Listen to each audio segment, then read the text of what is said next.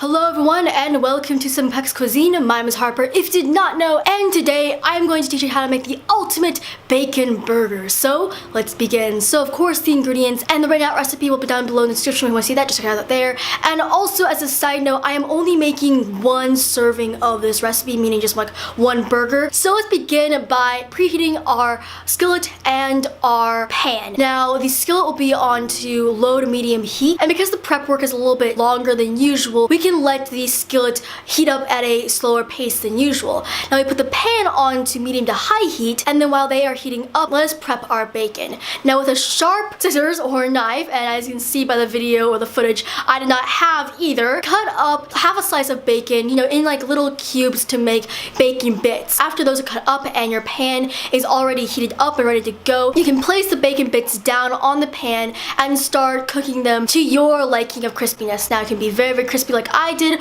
or not as crispy at all, or like completely burnt. It's up to you. Now when they're almost done cooking all the way, put down the rest of your bacon and let them cook at the same time. Now when your bacon bits are done cooking, place them down on a paper towel of some kind, or even toilet paper like I did. Let the grease soak into the paper towel, and then when that is done, just cook your bacon strips to your liking of crispiness, and then take them out of the pan. And again, just put them on your paper towel or paper something, or even just toilet paper like I did, because that's a thing. Innovation, it's a great thing. And like with the bacon bits, cut off the grease, and after that let's go on by caramelizing our onions. Now you can use sugar to really caramelize them really well, but I didn't, I don't really like sweet and savory together. It's not really a thing that I like that much. First thing you do is to keep that bacon grease. You can of course pour a little bit of it out because there's a lot of bacon grease in that pan, and then pour in your onions that you cut up before. Now it's your choice how much onions you want.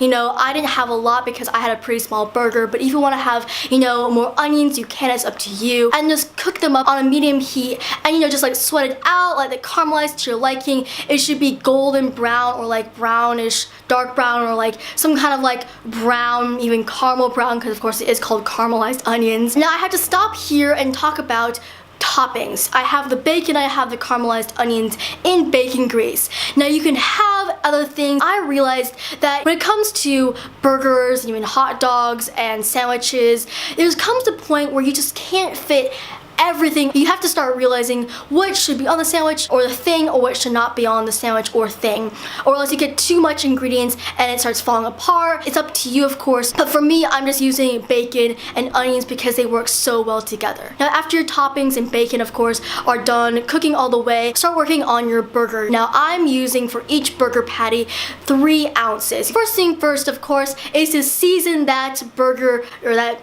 ground beef with the usual salt and pepper, and I would use a lot because ground beef is pretty dense, and you have to have a lot of flavoring, or else you have a very mild, not seasoned burger, which isn't really a fun thing to have. Now after that, put in your bacon bits, combine it very well, and then mold it into a small ball. Bring over your burger ball, let's just call it that, and put it down on that hot skillet. It should be very hot, even a little bit smoking. If it's like completely smoking all the way, you might want to put down the heat even more, but more or less have it at a very roaring hot skillet, as the professional chefs call it, and become a professional chef. Yep, in my brain at least, let's just call it that. But put down the burger ball and just let it cook for a couple of seconds. I would probably say count to 10 or something like that, and that's just more or less so when you flip it over and then smash it down really hard, the spatula isn't like sticking to the burger, and the burger won't of course fall apart. But after that, after you smash down your burger really hard, of course this is a smashed burger,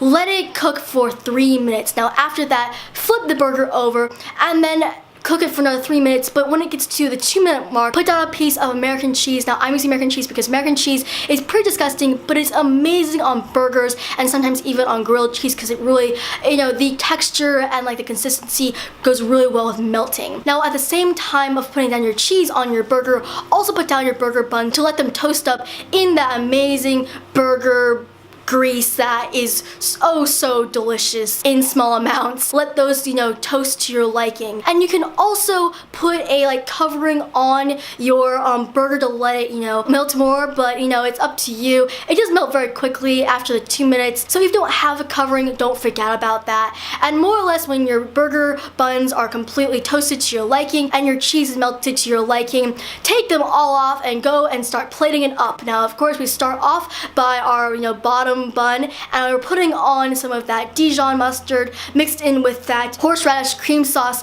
I like the horseradish cream sauce because I think it's amazing. You can use mayonnaise if you want. You can even not use anything like that, but I would put some condiment on for a nice like little cut in through the meat.